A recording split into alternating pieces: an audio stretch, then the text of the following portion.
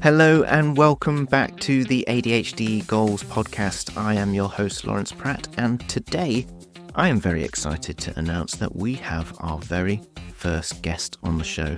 Her name is Katherine McCord. She is from the US and she runs a company called Titan Management. Now, what is unique about Titan Management is it is an inclusive HR agency. So that is a focus on inclusive recruiting, making sure that, empowering companies, employers to have an inclusive recruiting strategy.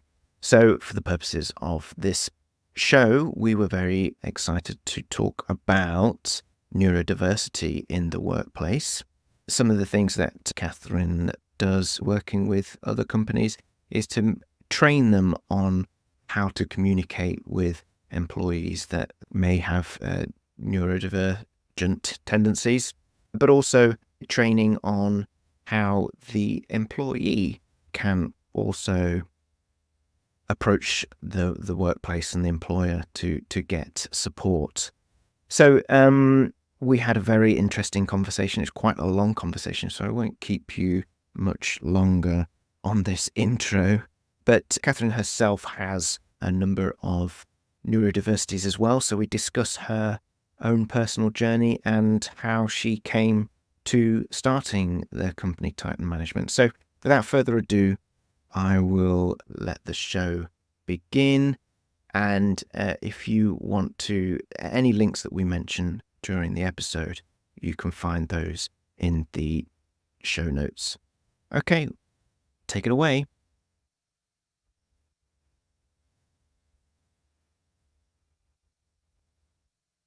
Okay. Welcome to the show, Katherine. Welcome to the ADHD Goals podcast. You are my first guest on the show. I'm so honored about that. I didn't know that before we got together, and I am actually super honored and excited about that. That's really cool. Thank you for having me.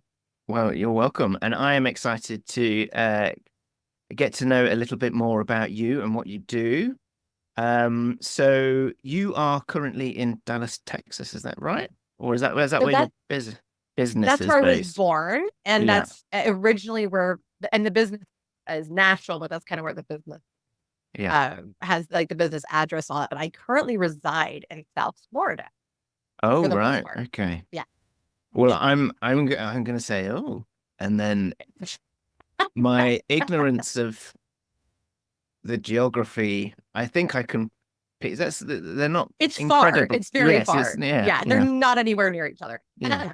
So Texas is kind of in the middle of the United States, which of course is huge, and then South Florida is way far. If you drive it, it is 19 hours just car time from one to the other.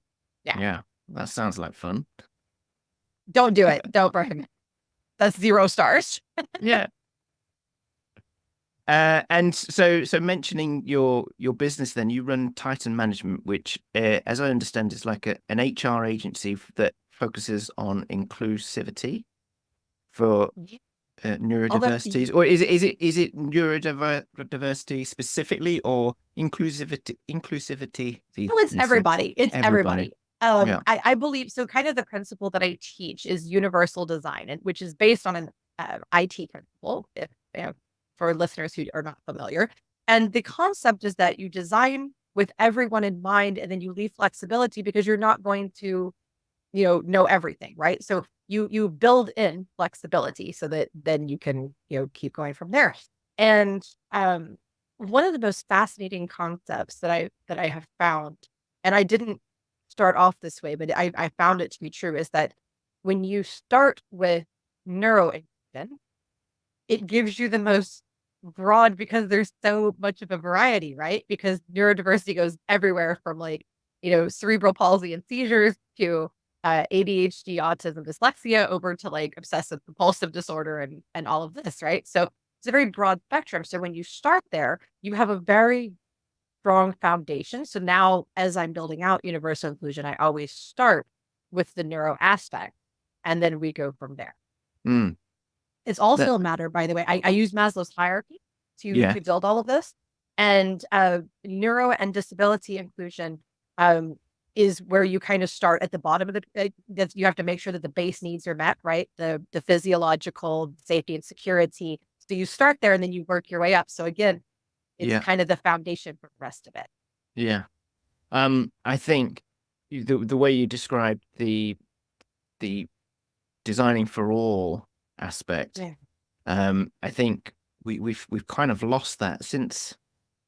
I think maybe maybe this is a hot take, I don't know, but I think neurodiversity, that we're becoming so familiar with it now, is because we're hitting a period of having the environment around people. We've channeled it to be so specific to making it convenient for neurotypical, that we're getting this explosion of people that are saying this isn't working. So, for example, the education system for all, education for all. So like, after the Industrial Revolution, we started educating people in small classes, and it was convenient for a teacher to give instructions out verbally to 30 children. And there you go, you got to get it.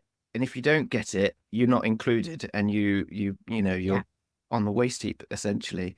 And I think, before that, people, probably were getting on quite well doing physical jobs out in the countryside, not having to sit down and read things. And so we probably didn't notice neurodiversity as much, because people were just it's a different world. It was. Yeah. And there was different ways for people who function differently to get along in life. But now everybody has to be tech savvy. Everybody has to do certain, and because that's just the way that the world is going. But what's interesting to me, and I think that you're partially right. I think that has a big piece of it. I think social media, that's one of the positive things about social media, is now we're like, oh, wait, there's so many of us, right? Like there's not one or two. This isn't a minority, a lot of people.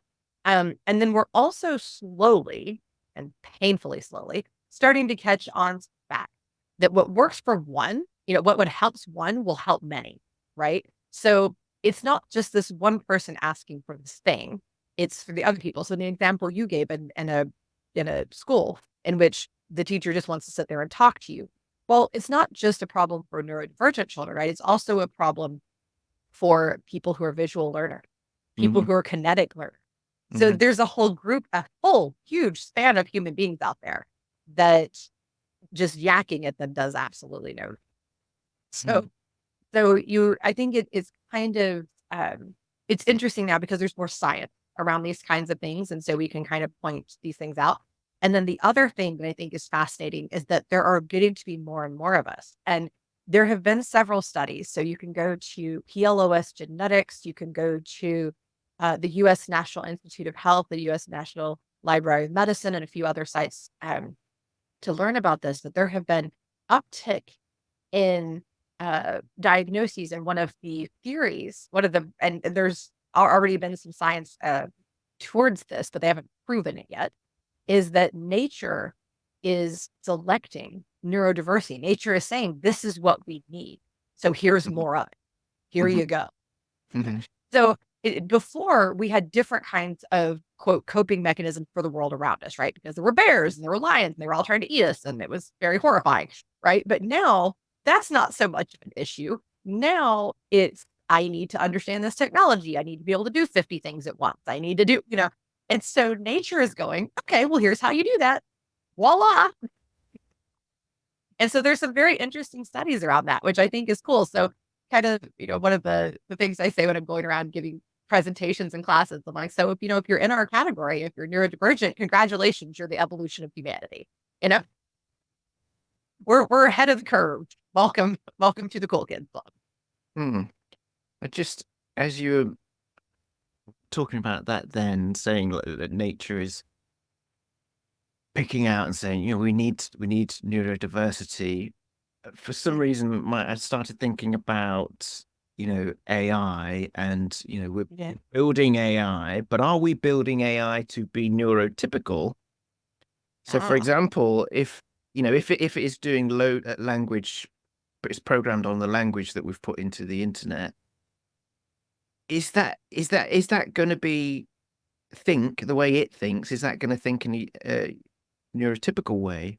And therefore, any human-led thinking, we're going to think, well, we need human-led thinking because we need diversity to think in a different way to AI. So, hello, ADHD is one more diversity. I think that's a fascinating topic. And I've actually had a couple of great discussions about the compatibility of neurodiversity with AI and how very beautifully different neurodivergent brains pair with AI and how that works so beautifully. And also in the importance of using people with neurodivergent brains to train AI. So AI is like a child, right? It's born with a completely clean slate, knows nothing, doesn't have anything going on upstairs, right? And you start to add to that.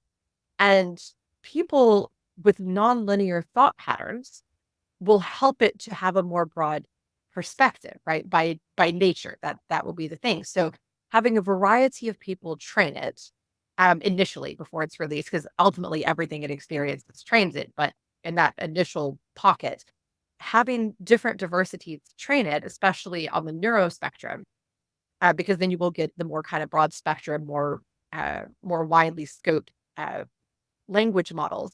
And it's important also that it be written with a wider scope so that it can get a broader perspective. So if you write a super narrow AI that's only programmed to do one little thing, then it's not going to ever expand, and that's going to automatically exclude. So you want to write it, more broadly. So I think that pairing neurodivergent people, I think that's going to be a very interesting role coming up. I also have been discussing with different groups the importance of having an AI specialist, an AI HR specialist in your company, because AI can break HR guidelines. So if you're going to have AI in your organization and use it for hiring, use it for employee feedback, use it for assessments, things like that, you need an AI HR specialist. And in my opinion, who better than a neurodivergent person? Now that's just opinion. That it could be anybody, but that's just one way to look at it. So I mean, my first question then is, what role does AI, have in the HR recruitment process? Is it sorting and filtering applications? God, no. Please, no. I don't know what. Okay, don't know. It's okay. Yeah. So I do. Actually, I've consulted on. I built and designed an HR tech product, an anti-bias applicant tracking system. Well, I didn't build. Let me pull that back. I designed it and went through the process. I only actually built one feature, and it was horrible. I can't program to save my life. But so I have one HR tech that was mine. I'm now on my third product working with other people. I do a lot of studying on this, playing with everything that's out there, reading the studies, doing all the things, because I think this is important because we need to know how to use it, right? And AI is not meant to replace humans, right? It's supposed to take away the kind of the mundane tasks and to kind of help us gather information, that type of thing. Well, I was just born with it. My mother's the same way. I got it straight from her. I'm born with a natural ability to suss out talent, to hear what's behind the words, to read behind the words, read behind a resume, right? I can look at a resume, and I did this twice last week, actually, and I can look at it and go, okay, their job history is this, but they don't want to do that. They want to do this. And I can tell, and it's not something that they built in. It's just, I can just see this is what they want to be doing. And I reach out and I talk to them, and sure enough, that's the thing. And if I don't hit it spot on, I hit, ballpark. So AI can't do that. AI can't do, what my brain can do. And they're not using people who really do know how to hire to train that AI that is supposedly reviewing resumes effectively and all this. So as of right now, I have not seen a single AI product that I feel comfortable allowing to scan resumes in terms of moving forward in the process or not. Now, there's some AI that can do some great work helping you organize your resume. There's some AI that if you type in certain ways, because it has such a broad spectrum understanding, can pull resumes out of your database and say, this person that applied 2 years ago may be a good fit for this role. And that's a lot more inclusive now. Mojo hired a phenomenal job with that technology.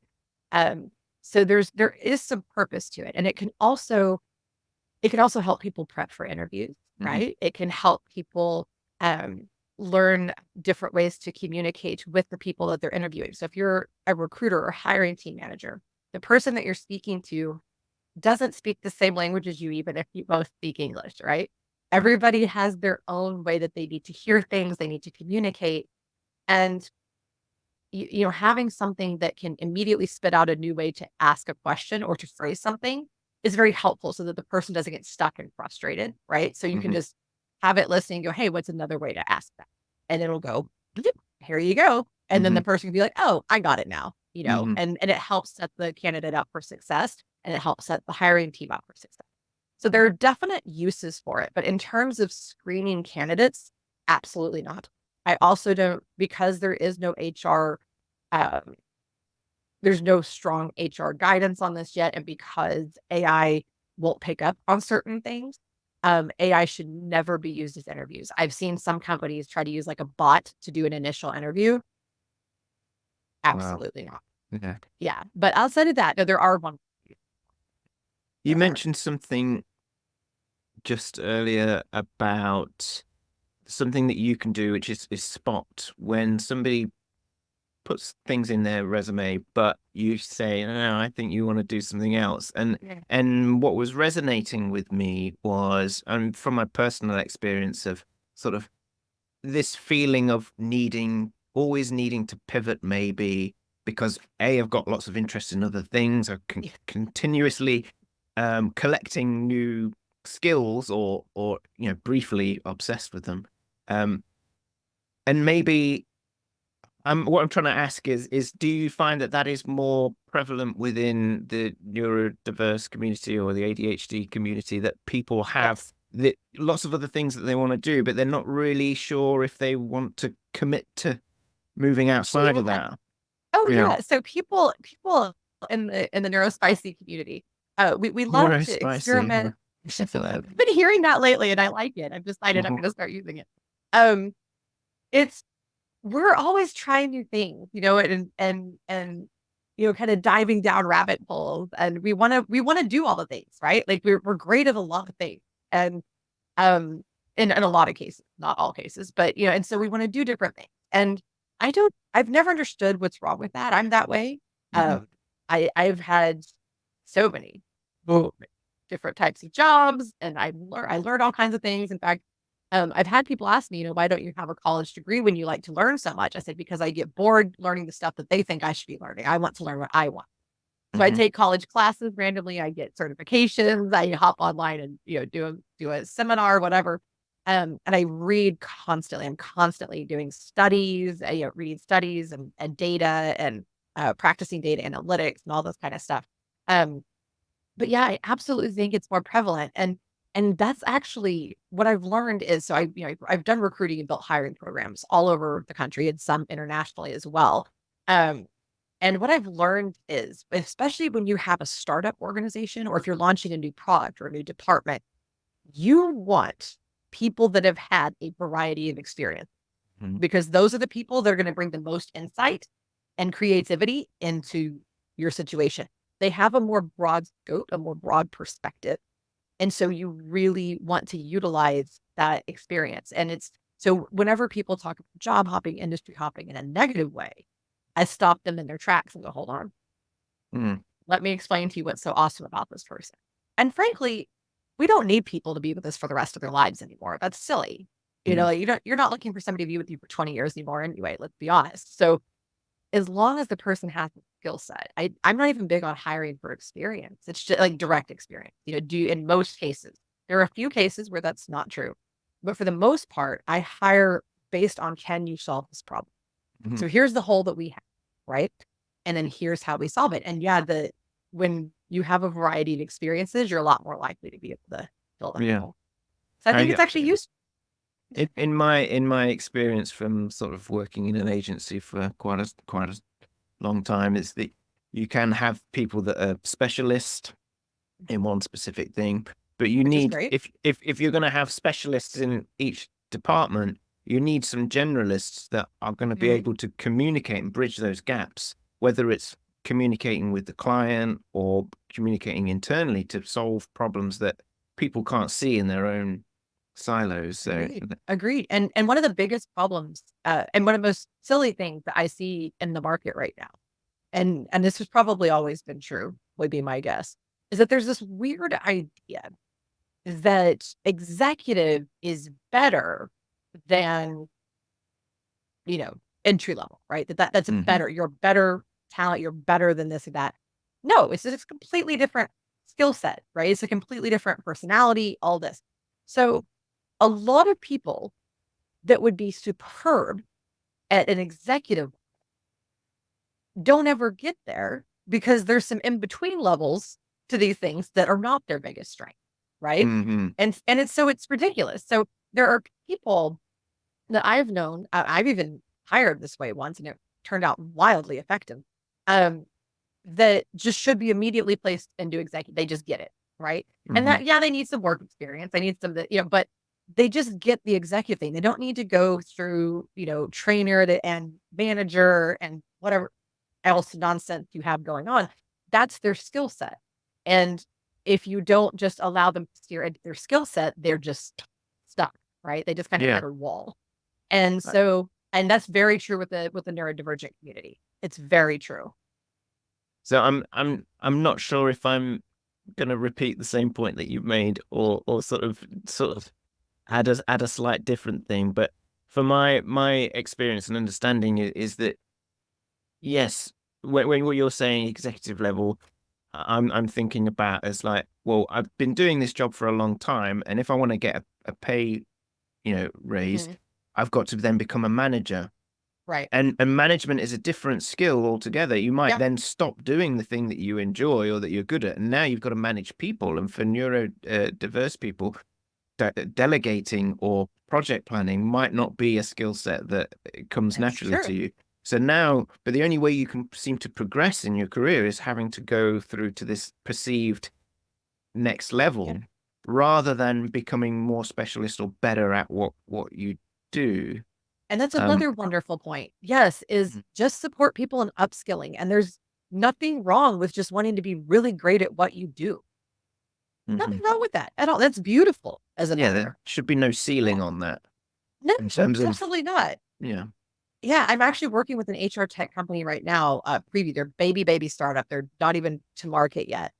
And their whole thing is that they're completely wanting to redesign how hiring is done and how like job boards look and all this. And one of the main things that they're doing is supporting upskilling, and supporting like as you go, they're partnering with some great organizations. In fact, we talked about one of them before this call.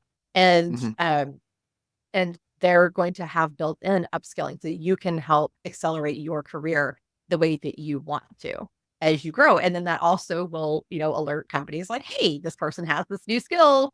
And you said you wanted that new skill. So, hey, this might be a person for you, But it's just, I think that is so important, is honoring that and supporting people that just want to be experts at what they do. That's wonderful. Yeah. Yeah. I wonder if we can sort of focus a little bit on Titan, the company that you run, and how that came about. Like, what led to you feeling the need to set up the company? Maybe you could tell us just a little bit about your own personal the journey of Katherine. Yes. The journey of Katherine. All right. So my parents figured out real early that my brain was I was about 3 years and they were like, oh, okay. So this is a little different. All right, cool. And they did the most extraordinary. So I have 4 neurodiversities. I have a seizure disorder that changes my neural pathways. I have misophonia, which means that there are certain sounds that actually jack up my neural pathways and make it hard for me to focus, make it hard. It can actually be painful. It can make me agitated, things like that. I have obsessive compulsive disorder and I have bipolar 1. And the very first two to show up were misophonia, and which seemed from stories, it seemed like I had it from birth, and obsessive compulsive disorder. And my parents just were like, all right, we're just going to steer into this. This is all right. This is no big deal. Right. And which is extraordinary. I've told them so many times that they need to write a book because the way that you guys parented was so far advanced. I don't know how you got that right with your first kid. And they set me up for success. They taught me how to accommodate myself. They taught me how to use these different things as strength. And then, when the bipolar came, same thing. Then we did, when the seizure thing came, we did the same thing with that. And so I was shocked as an adult when I found out that other people didn't have that same experience. I assumed that every, you're a kid, you don't think, globally necessarily. Are you talking about neurotypical people or neurodiverse people not having that support? People. Yeah. Neurodivergent people, most neurodivergent people I met did not have that. And I'm like, that's terrible. I grew up thinking, oh, this is just what everybody is, right? This is normal. Because it was my normal. But I found out that wasn't true. And that was really painful. That was really painful to realize that there are so many little children out there being shamed for how they are, or being told that how they are naturally is not right, or that, they're being forced to work in ways that are uncomfortable and natural for them, and to learn in ways that are uncomfortable and natural. And then they get frustrated and they get shamed. They get, and it's just this horrible, unhealthy spiral. And so I just started slowly doing more and more work and research in that area. Also, my mother, growing up, my father was a teacher, so that's where I got the teaching classes and all of that. He's a wonderful musician and educator.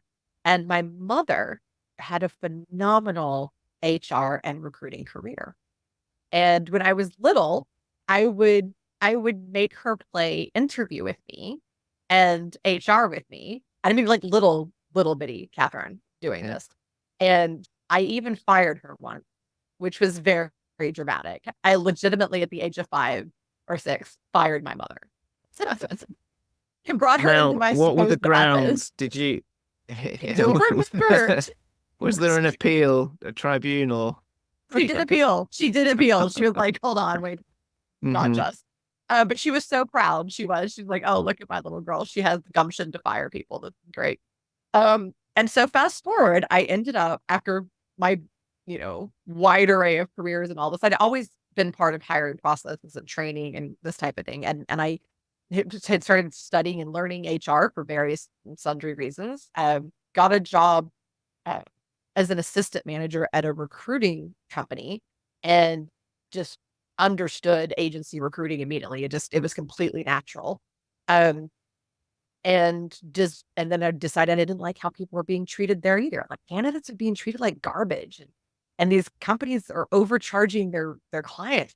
This is awful. So I just set out to do it better. And then the services at Titan have fluctuated and grown and changed over the years, but that's kind of how it all got started, is just seeing that there was this problem and just going, okay, we're just going to do it better. I can't, like, the way that my brain works, I can't do things incorrectly. And I can't do it. It's just, I'm not capable. And I can't do things in a way that breaks my integrity, because it stresses me out. I can't do it.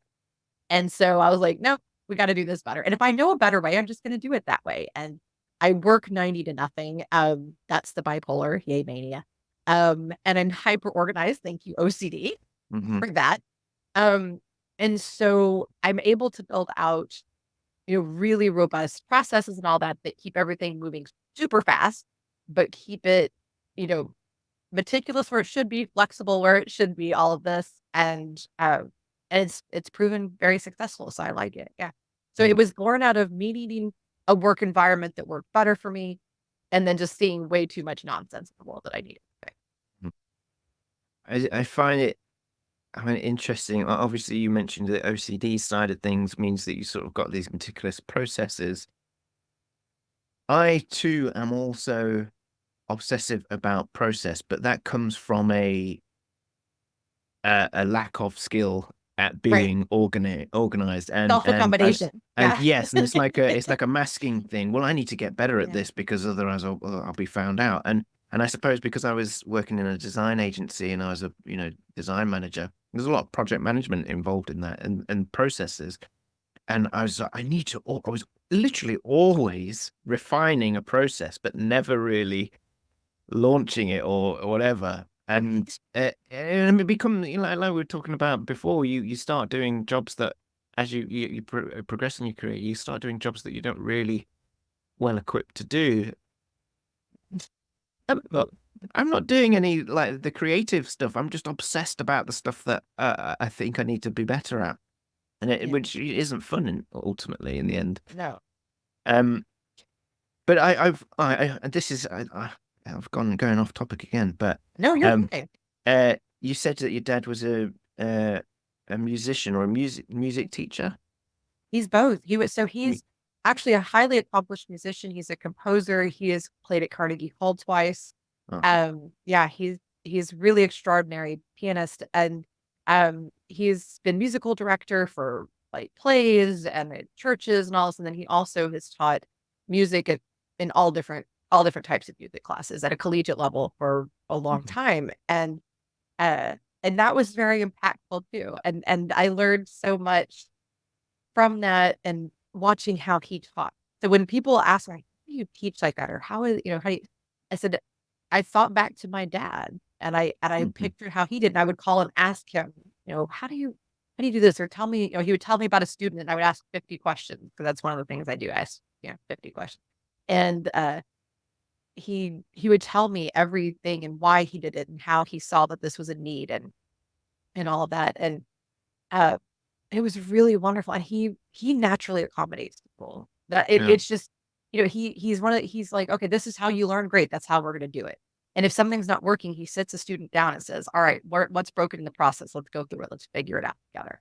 And he never assumes you're dumb, never assumes laziness. Occasionally that's it, because college kids, but he never assumes that. He's always like, hold on, you're here for a reason that you want to learn this. So let's figure out why this isn't clicking. There's something happening. Yeah.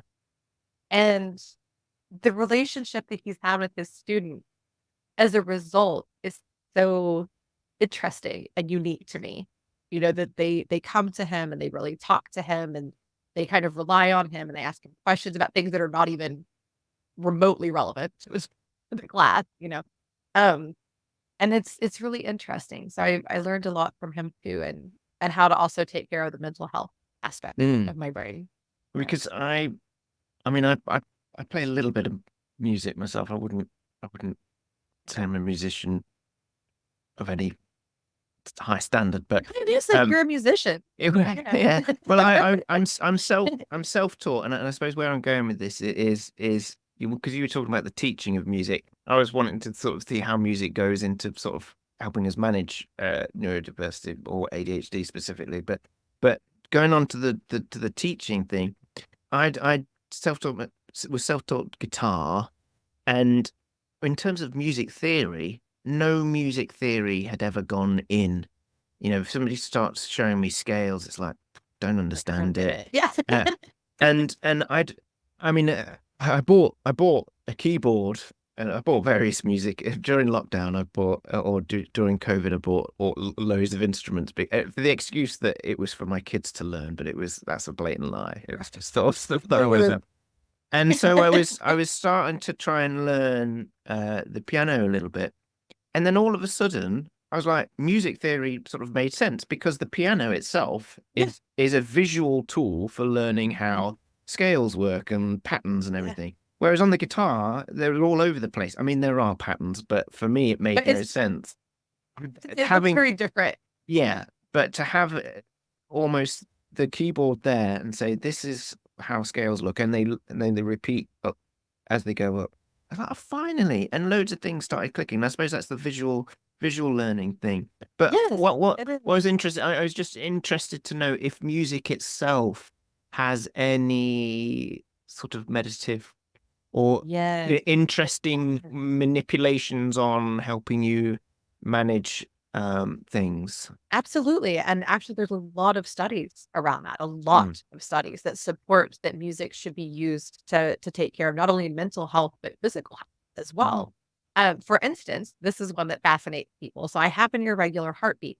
If my heart is going off and doing its own drum solo, which it occasionally does, if I play, so my husband is a big heavy metal fan, and I am too. He's rubbed that off me. I absolutely love it. And I can play. There's certain bands that have like particularly talented drummers, right? And I will play certain songs and put my chest close to it, and it will regulate my heartbeat. My heart, it's like, oh yes, I will sync to this. Makes sense. It will like there's it sync actually to like the right. yeah, but not like the speed. Like, people think, oh, it's so fast. I'm like, no, wait, just it's like the Just the time. bass drum. It's the time. Yeah, it's not every time the drum clicks. It's the time signature. My heart's like, oh, I know this. And I think part of it is for me is that I grew up with it, right? I grew up in his classes. My dad would take me to his classes with him and sit me down. So I learned all of these things. The music was inherent to me, and I can feel rhythms, and I can find the time signature in any piece, and I can, these types of things. And that came from him. And I think that my body just goes, oh, I know this. I can do this. This is the thing. And then for mental health, I have whole playlists that like help with the depressive cycles, that help with the manic cycles, that help when I'm actually upset, when there's an anxiety. I actually pay attention to songs and I listen to them. What is the chemical response that I'm having? What is the emotional response that I'm having? It is one of the things that it makes me think of.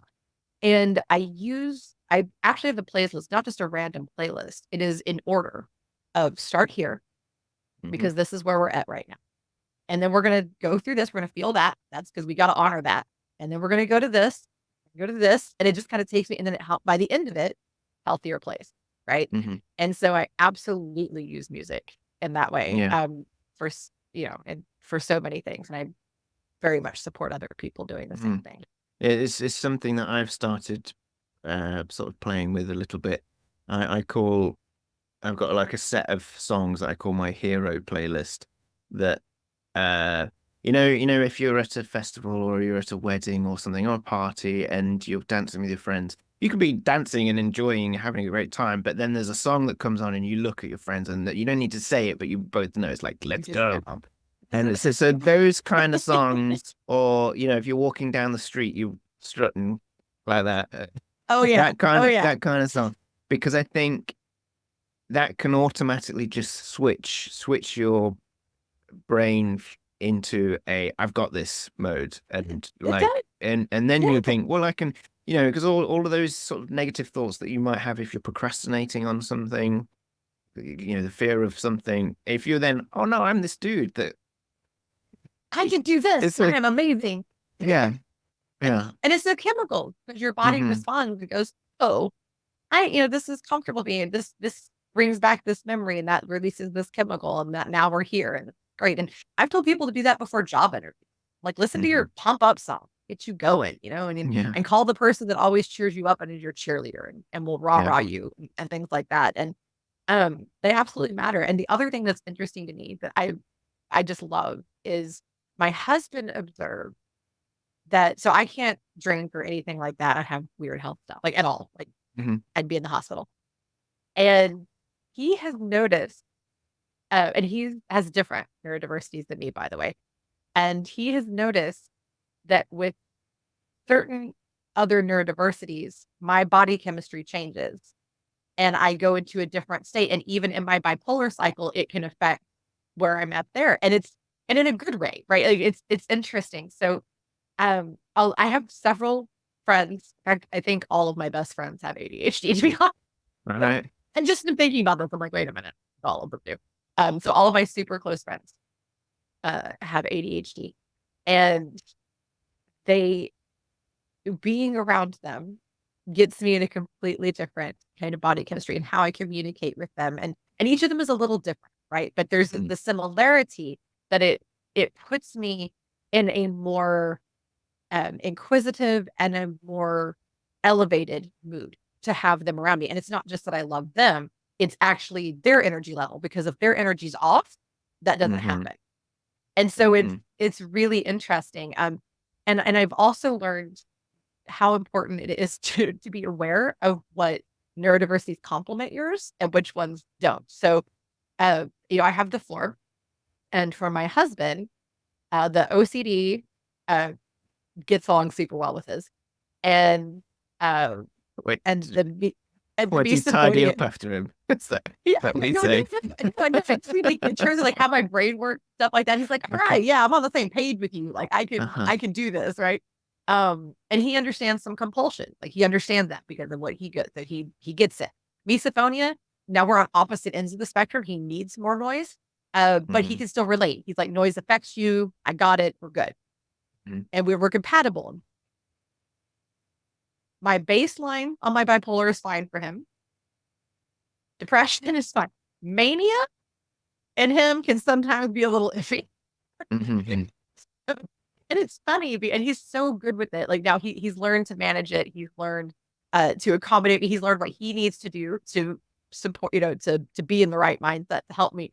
But it took years to figure it out because his natural state and what becomes my natural state, it was just butting heads like this. Like I start, or I used to, I've learned to harness it, but and to put it into productive use. But I used to like way overspend. I would just start spying all the things, and I would just like constantly have energy and want to move and do things, and that kind. And he just like, okay, what?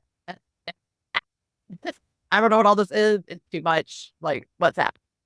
And I talk 90 to nothing, which is exhausting for him when I'm manic and this type of thing. And so we had to learn to work that out. So I think, it's and the same thing with the ADHD folks, right? Like I love them and they're great, but sometimes I'll do or say something in a way that isn't compatible for what they need. And they just tell me, no big deal. We have completely open communication about these things, and vice versa. Like I'll say, hey, I'm in a depressive cycle today, so I need you to lower the speed of speech.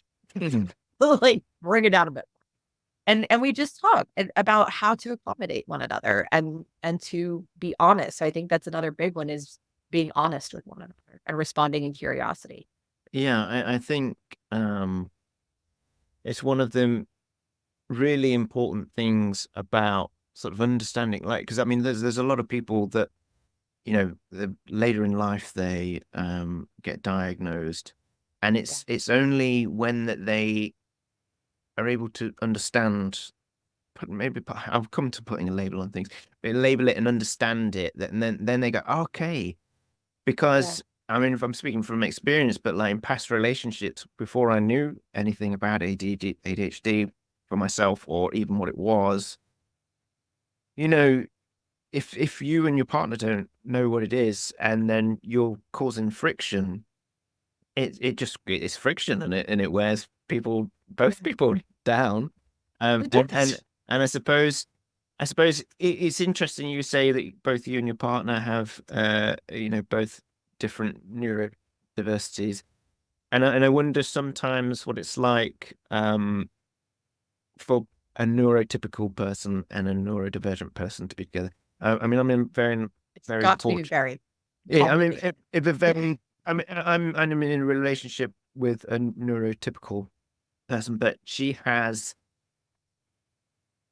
a lot of ADHD friends. She seems to be a magnet for them, because like what you're saying about the energy things, she likes the ADHD energy, and I think we've both been learning about it. For me, and sort of both got children that we're sort of checking out and stuff like that. So there's a level of understanding which I think, in society, I think we need to get better at doing, and it makes life a lot easier. I know I'm pretty sure I was listening to a podcast the other day about RSD, and that spoke a lot about the partner, the neurotypical partner in this is whilst they are very understanding, it's still very tiring for them to be like, you've just responded, really badly to somebody saying something, and now you think that they've rejected you, and that can be tiring. But the level of understanding is important. And I suppose, to go back to the HR thing, what have you noticed over time are we getting are we getting better as society or in the workplace? Are we getting better at recognizing or accommodating? This. Are we getting better at it, or are we getting worse? Actually, I think very slowly, again, painfully slowly, but it is getting better. It is. And what's fascinating too is that I've noticed, I've done talks on different types of diversities or just general inclusion, that type of thing. And the neuro talks always go well. Always. It is fascinating to me. People are just like, oh yeah, I get this. Like I can wrap my brain. Okay, I got this. This makes sense to me. And I think part of that is that now there's so much science, right? But also people are now that are big, they're in the public eye, are now being very public about their diagnoses. And so people are starting to realize that this diagnosis doesn't mean lesser or doesn't mean incapable, or you know what I mean? And so people are not having the same negative connotation with it that they once did. And so now it's a lot easier to come into an organization and say, hey, if you do these things, these people will be happier and healthier, and they will be able to be significantly more productive, which helps your business and it helps them. And by the way, it's not going to cost you anything. And they're like, oh, cool. Yeah, let's do that. That's super cool. And so we move accommodations into standard options, and we, talk about, policies and procedure, universal design, stuff like that. And people are like, all right, cool. The only one that gets a little hard is the policies and procedures. People get in their ego about that. So then I have to teach the, how to break your ego mechanism business. But, outside of that, the standard accommodations people get, the how to communicate with people get.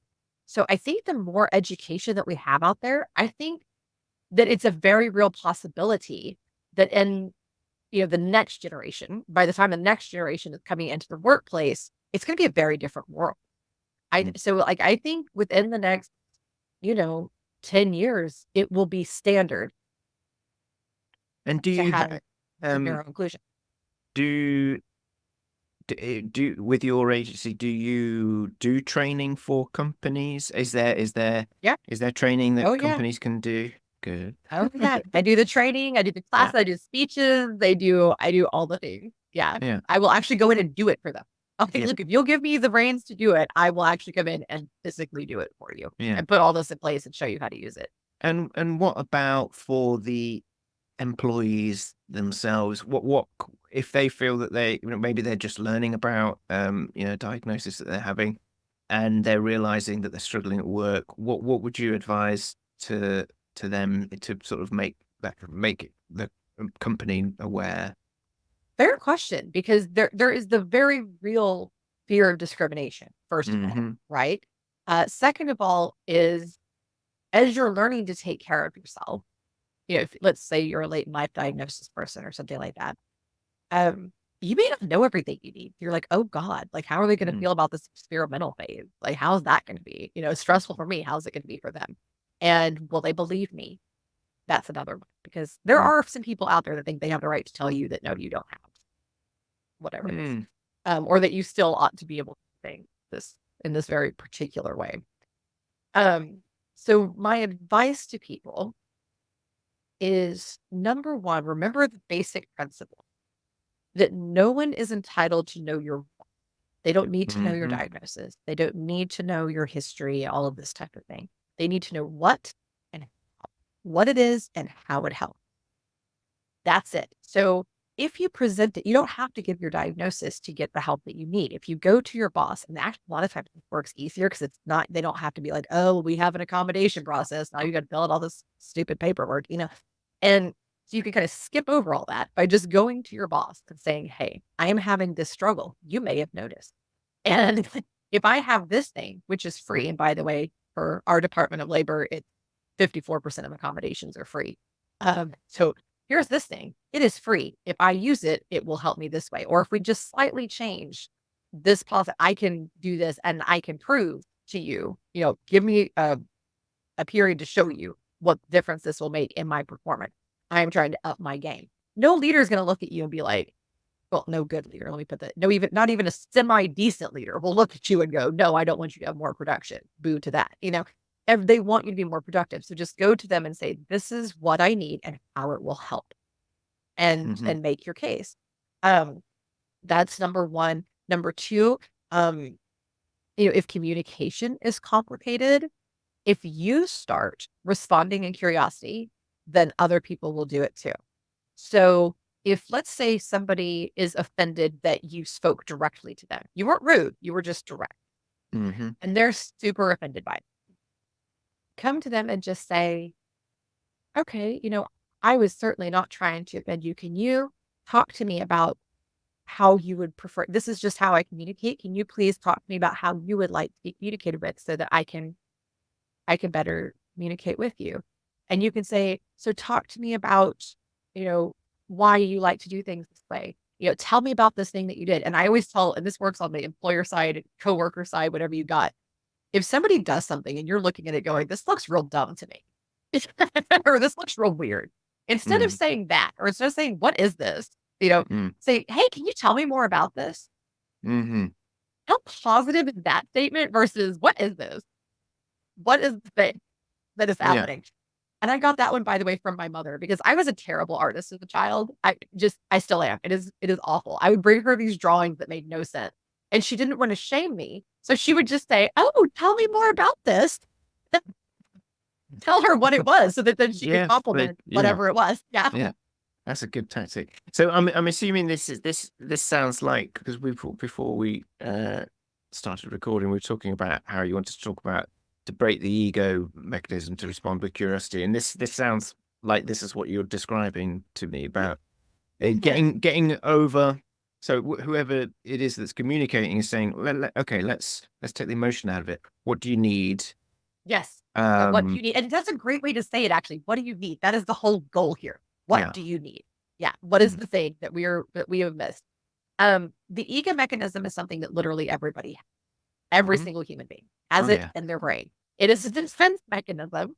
And ego makes it sound bad. Like, we've kind of put this real negative connotation on ego, but why it's there is that our brain needs to be correct, because correct is safe. Okay. And so when something is contrary to that, or to how we naturally do things, our brain sends up defenses going, it's okay. It's okay. We don't need to, we don't need to be worried about this. Or it will send up the incorrect defense of attack, freeze, or flee. Yeah. Right. Yeah. And then you get awful adrenaline, you get dopamine in the wrong amount, and it's just awful. Yeah. So, what you want to do is instead calm it down. Say, it's okay, brain. I got this. We're good. Right. And you can do that. Like, there's just little things like you could teach yourself to just tap your finger, and that means that you're safe. You can tap your foot on the ground, and that's safe. And it takes like 5 minutes to program your brain that this action means that. So you do that, just do that real quick. And then you just respond with a question, and you go in with the true intent to listen. This isn't about proving your point. We're going to actually receive what this person is saying, because you can always learn. Even if you disagree with a person, you can always learn. And you might be surprised that you don't disagree with them as much as you think that you do. And so just really learning to respond and communicate. And just like I was talking about earlier with my friends, so if I say something a certain way, a very good friend of mine, Lisa, is particularly good at this. She'll say, do you mind? That didn't work for me. Can you do it this way instead? I'll say, sure, that's no problem. Thank you so much. And I might ask her a question like, can you just tell me why, so I can make sure I don't accidentally, do the same thing in a different way as well? She goes, yeah, sure. And she'll tell me, and then we move on with it. Right. So it's a better way to communicate. And then what's cool is that your brain then starts to get more information, right? Almost like AI, right? Like, it starts to get more information, so that then it can make better decisions and more broadly scoped universal decisions. Then your brain automatically starts responding with curiosity, and healthier, happier chemicals are staying in your body. So you're happier, you're healthier, you have better relationships, you're better at work, everything gets better. I tell everybody, learn to respond in curiosity and shut that ego mechanism down. Yeah. Yeah. No, I've been working with something. It's the same thing, and I've been thinking about it. Have you ever read the book the chimp paradox at all, or or thinking fast and slow? I've heard of that one. That one, yeah. So they both talk about the same thing. It's the two systems for thinking within the brain. The system one, which is the oldest part of the brain, which is the fight or flight mechanism. It's autopilot. It's on habits and things like that. But it's very emotionally triggered. It's triggered if they see the lion over there, and it will run. Not me. I go running toward. I have the wrong impulse. Yeah. But then there's this system two, which is evolutionary. As humans, we've grown, and that's our rational brain. That's the one that we identify our personality with, because it's what we look into the future and say, oh, that's what I want to be in 5 years' time. So if you're planning your future, and you say, well, I want to be this, and I've got to do this project in order to achieve that, you'll be like, right, okay, this is me. This is what we're going to do. But then you've got to bring the other guy along, which is the chimp brain, which is going to be the cause of procrastination, because as soon as you do something that is challenging to, because you're executive functioning, or, you've got to do something that feels uncomfortable, like you've got to do a presentation, you get, it's fear factor. So the fear factor is freeze, and then you procrastinate. Or it might be like what we're talking about, like an interaction between two people where, if you've got ADHD and you suffer particularly badly with RSD, you feel offended, being attacked, and you either shut down or lash out emotionally. Yes. Which again, use that curiosity response, right? I've said that to so many people with RSD. I'm like, here, and I've done classes for. In fact, I have another free class coming up on it, and it's like, here, learn to. This will help you to tell your brain, no, thank you, I'm okay. I can do this. I don't need to be this stressed out about it. Because, and the other thing is, that person may not have meant to reject you. Yeah. So it's just like how some people get really upset if you ask a lot of questions like why. And there are people that get super offended by why. They're like, well, you should just know, isn't my work clear? Isn't it clear what I've said here, clear what I've done here? And they don't understand that that's just you learning. That's just you engaging. It's not challenging. That's just how you communicate. And so using these different little methods, and really truly grasping that we all speak a different language is, I think, really helpful. You mentioned the tapping thing, because I'm quite curious about, like, I know the communicating is obviously important once you've come out of that ego mode. Yeah. But I think it's really important to know how to switch. And you mentioned tapping. So, I mean, I use like a breathing mechanism, maybe whether it's like 4 deep breaths or something, or it might be the music or something like that.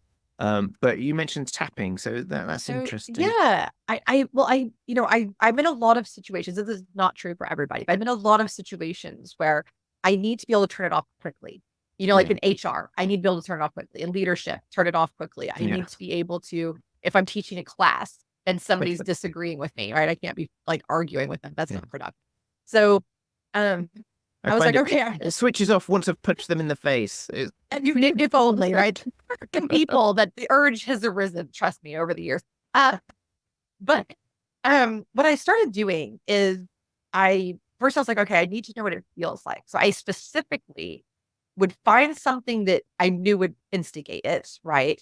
And I would write down everything I just felt. Pause, let it calm down, come back half an hour later, do it again. And I did this over a 2-hour span. And I was like, okay, so what do I feel? And every single time I felt a twinge just above the nape of my neck. Now, it's different for everybody. Different people feel different things when they do this exercise. I have a friend that feels it in her head. There's different things. For me, it's right here. I feel all these nerves activate. I was like, okay, now I know what it feels like.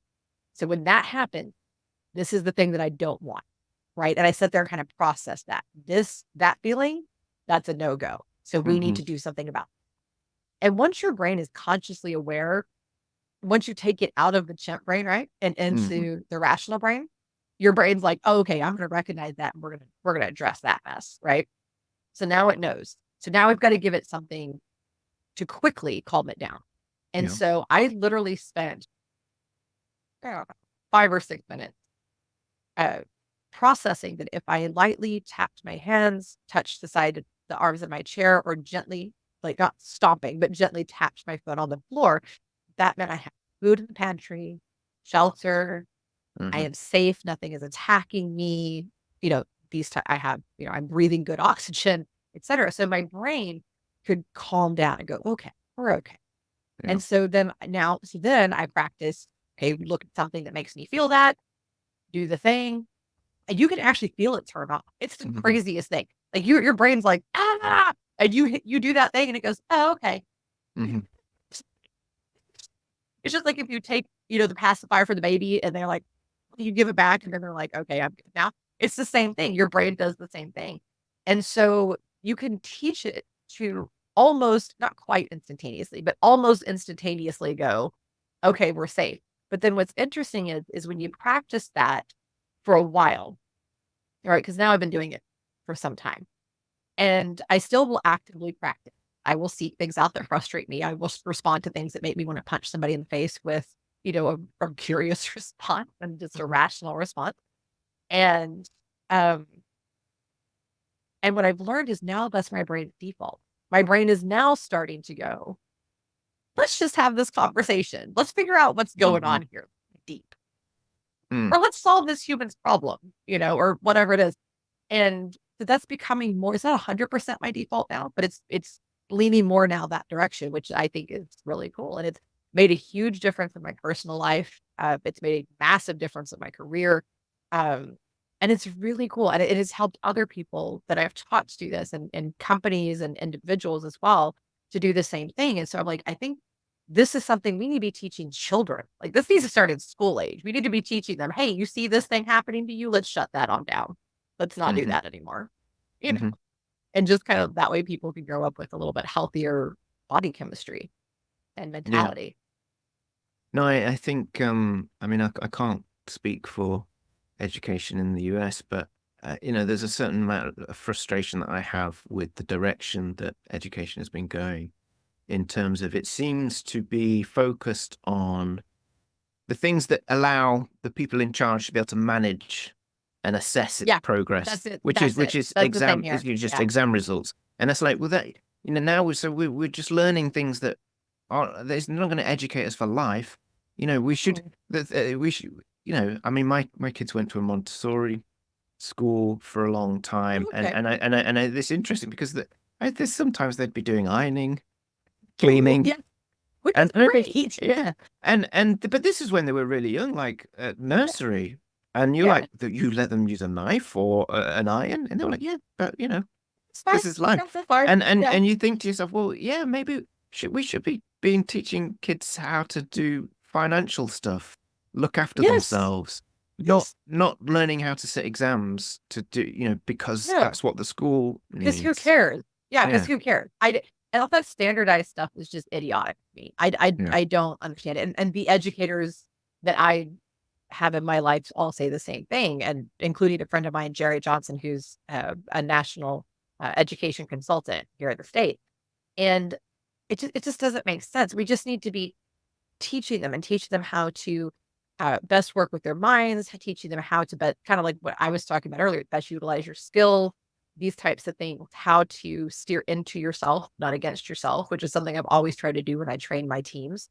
And letting, I think too, not squashing kids, because kids are freaking geniuses. I used to do a thing, the last in-person team I ever had was in a city where they kept just randomly shutting down the school for no apparent reason.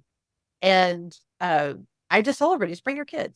Fine. If they're all school age, they're not like babies or anything like that. And we would let the kids sit in on meetings, participate, and have ideas. And they were freaking geniuses. I ended up, one of the little kids, this is the truth. His name is AJ, 5-year-old little boy at the time. He's much older now, but he was 5 at the time. And this little boy told his mom, he said, I don't want to sit with you. I want to go sit with the boss. And she goes, okay, go in there with the boss, whatever. And so he came in and he would ask me questions and he would take notes and he would ask, and he would say, well, what if you did it this way? We did the whole thing. And not only did he have good ideas, he got to the point that if I left, I would quote, leave him in charge, right? Yeah. He would give me whole reports about like the number of placements, who was having trouble with what, what this person had going on with them. It was hilarious. Little 5-year-old child, he made spreadsheets for me. It was hilarious. And I'm like, most people would have looked at a little kid and gone, oh, you shouldn't be doing these things. And I'm like, he's got the skills. Let's let him roll with it. Let's see what happens. And everybody thought it was so funny and cute and loved it. But until he fired you. So here's what's funny. He fired my best employee. This isn't true. Right.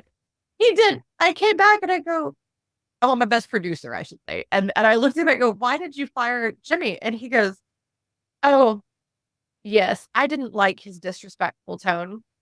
And he did this thing that you had asked him not to do. And I said, oh, okay. Well, can we maybe just give him a counseling and give him a second chance? He rolled this over. He sat there and thought about this. And he goes, okay.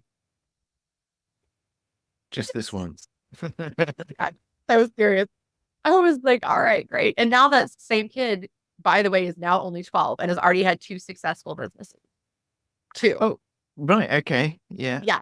Yeah. Cause he's extraordinary. And I'm like, so I think that we're squashing kids by making them all learn the same way, participate the same way. The best learning I ever did was my grandfather, has multiple science degrees, and he would take me out into nature and show me, because I'm kinetic, right? I love to do the things and mess with the things.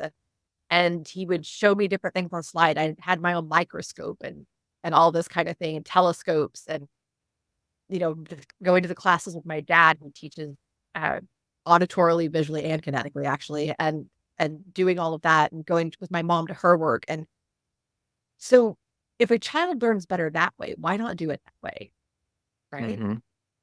Yeah. I don't know. Definitely. I feel like it would work better for neurodivergent folks, especially. Yeah. I'm often surprised by my kids what they will come out with once you let them. You can feel that it's easier to manage things and say, well, I'll do this because whatever. But if you actually let them do things themselves, they might make a mess or whatever. But after a few times, they get the hang of it, and it makes life easy. You go, okay, well, you can cook dinner then. Yeah. I had a friend whose little kid was making himself tacos, and it cracked me up. He was like the littlest dude, and he's in there just making tacos, like just no big deal. And it was amazing. It's extraordinary. Yeah. They're cool.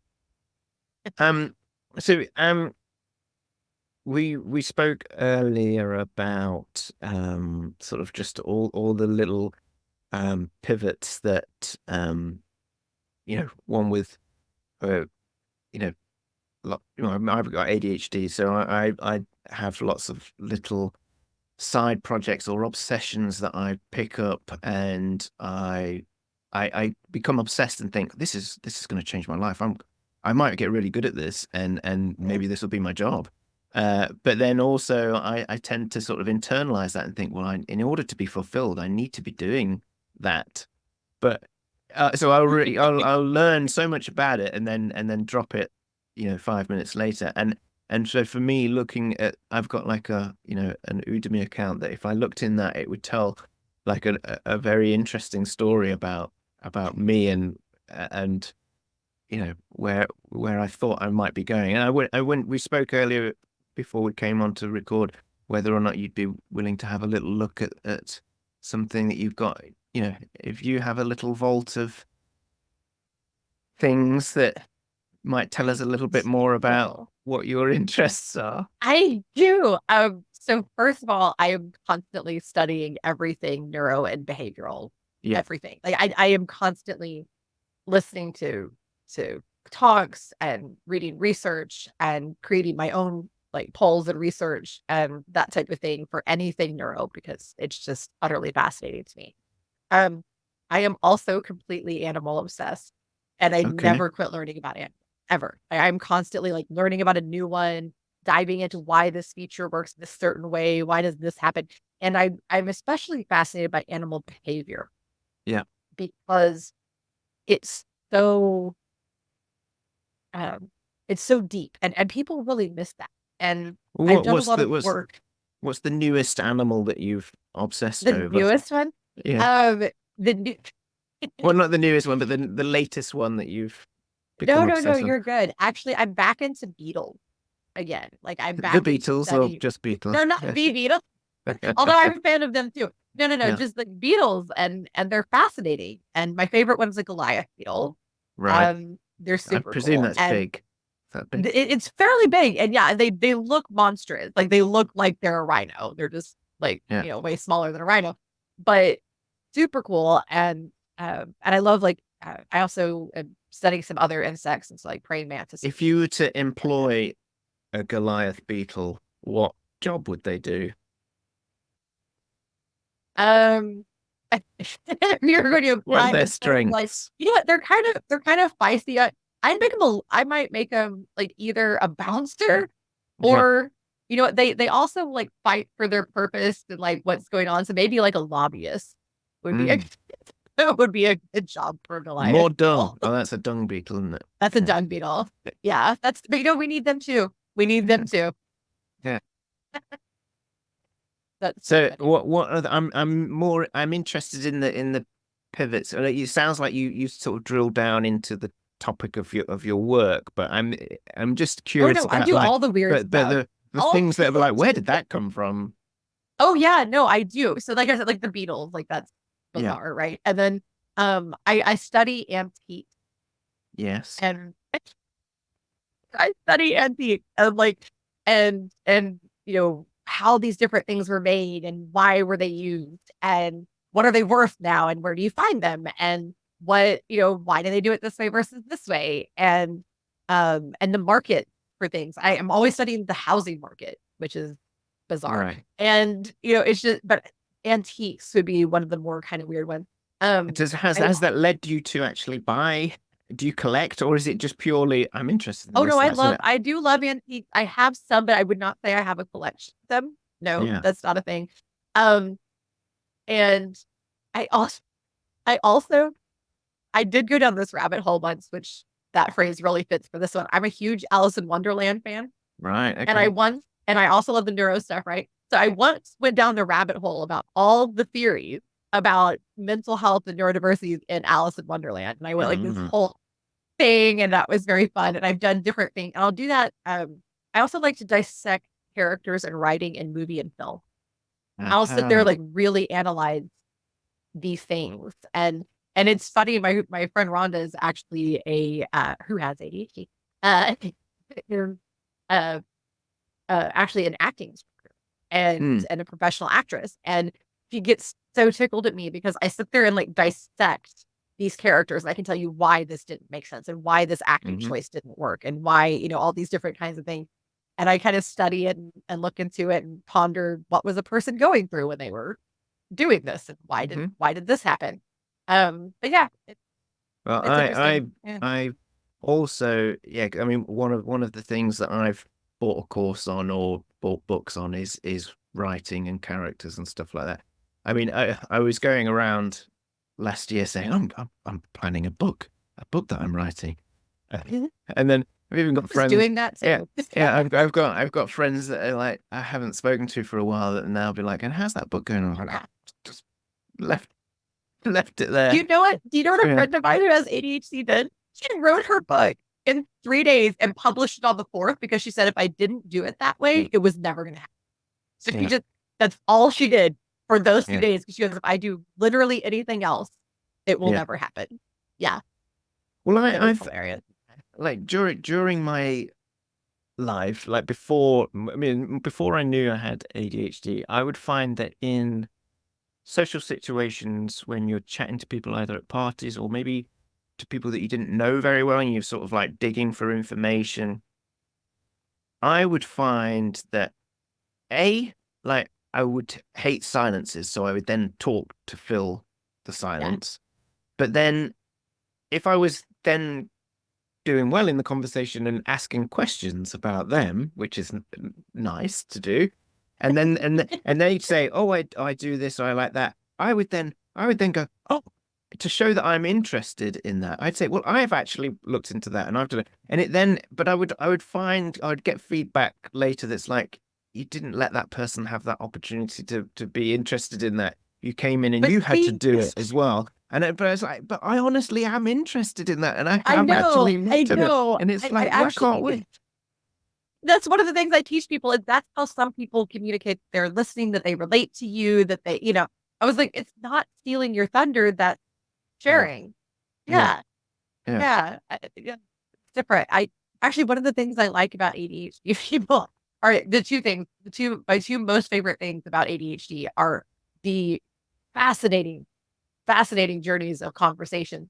And then also that aspect of the excitement level when you realize that there's the same thing with this other person, right? Mm-hmm.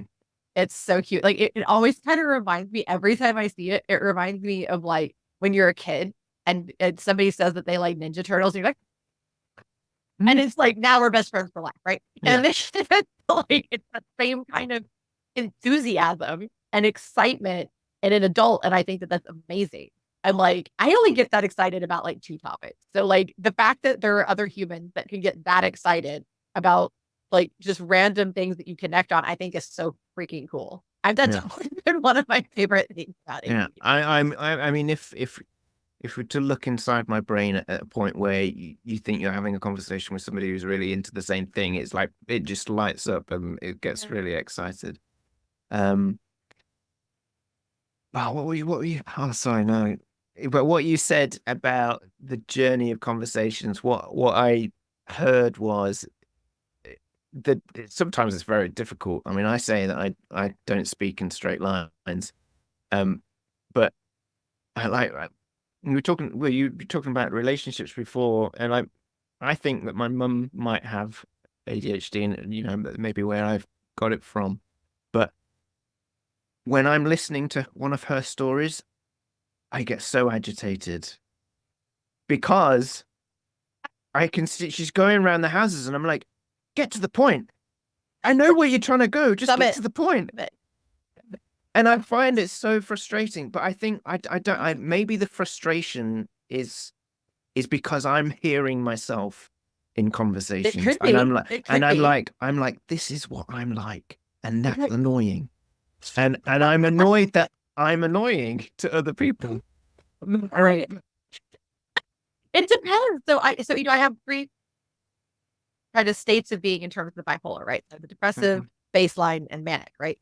And when I am manic, I have to ask my ADHD friends to make their point, because I literally cannot follow them down the rabbit hole. I cannot. My brain and they understand that. They know what it is. I say, hey, I'm manic today. Can you do this? And I just make my little pyramid hands, and they go, okay, yeah, cool. So that's the point. Make a point. Make your point. That's your big point. Go to the top of the summit here. But when I am at baseline or depressive cycle, nothing is more delightful to me than just sitting back and watching the journey and it actually becomes a visual thing for me, because I have like 3D model thinking, right? So I'm actually seeing this journey that they're taking me on, right? And it's so funny. It ends up looking like a Candyland map or something like all weavy, windy, and all these things. And it always comes back to the thing, but we're going to go to all these different adventures. And I like that in my core state. I think it's glorious. And it's actually relaxing and happy and fun for me, because that's kind of how I think in general. And so it's nice. So you're not annoying to everybody. I think it's just, who they are. Quiet taste at times. Yeah. It can be. But yeah, when I'm manic though, I'm like, okay, help me out here. Help me out. Like, come to the point. But it is interesting. And actually there's an app now for those out there, ADHD, who have this problem and aware people do not always appreciate how you communicate. And it's designed by neurodivergent people for neurodivergent people. And although it actually ended up helping a lot of people that are neurotypical too. And it's still free. It's still technically in beta testing, and it's called Storied. And bestoried.ai is the website. And it's really cool because not just voice to text, it actually organizes your speech for you. So you can say all of the things and go on your journeys, and it will make it all make sense and put it together and remove things that don't need to, and tell you, like ask you, hey, I noticed that this doesn't exactly make sense here. Do you want this out? And then you can say, yes, let's do that. And they'll say, I noticed this theme. Did you want this to be the overall theme? And then it will, organize. And it's really helped a lot of people to be able to send better emails, better texts, these kinds of things that are not just so overwhelming for people with either different neurodiversities or a neurotypical brain. So bstory.ai, cannot praise it enough. Yeah. It is extraordinary. Yeah. Yeah, because what I've found in recording episodes of this podcast is I'll just speak and record it, and then I'll put it into this program called Descript, and then it uses AI to summarize it at the end, for like metadata and stuff. And there is an option to say rewrite script, and I read it. I read it afterwards. I was like, oh, wish I'd have said that. It makes so much more sense. But having said that, I mean, I've had feedback from people when I did have scripted episodes that they were like, well, we do enjoy the wandering thoughts and the free flowing. I was like, okay. I like it. And also you can complement each other. So there are times when I need to be able to expand the thought in a more interesting fashion. And I've gone through my friend Lisa that I was speaking about earlier, and she helps me with that because she has her little journeys, and I'm like, okay, so I'm doing a speech and I want to kind of journey a little bit. How would you journey this? And we kind of kick it back and forth. And then she'll come to me and go, okay, so I'm going to tell you my journey and then tell me how to say it concisely. And she'll tell me like this 7-minute long saga. And then I sum it up in like 2 or 3. She goes, oh, perfect. Thank you. That works. So we work together. And that's another thing that in the workplace, at schools, even at home, if you have certain projects, symbiotic work cell, they work. That's when just multiple people, and it's always small groups. You don't want to do big groups. That's ineffective. But come together to complete one body of work and to complement each other and to teach each other and lean on each other. And it helps magnificently. So yeah, create a little symbiotic work cell with somebody and just let yourselves be you. Let it all out. Let it fly, and just everybody design around their strength. It works. And that was all we had time for. Unfortunately, I lost the end of the recording. We had a little recording blip. But I just want to say thank you for Katherine for joining me on the show, taking the time to talk to me, and it was a fascinating conversation. And if you want to, if you're in the States and you want to check out her website, then please do. It is Titan Management, and the link is in the show notes. I appreciate that there was a really long episode. I did consider maybe breaking it up into 2 episodes. I don't know if that's how you guys would prefer it, but if you would, then maybe drop me an email, let me know. But yeah, we're going to have some more guests on the show. I've been lining some more up, so if you enjoyed that, then that is great because we've got more coming. So thanks very much for listening. If you listen this far, I shall see you again soon. Bye.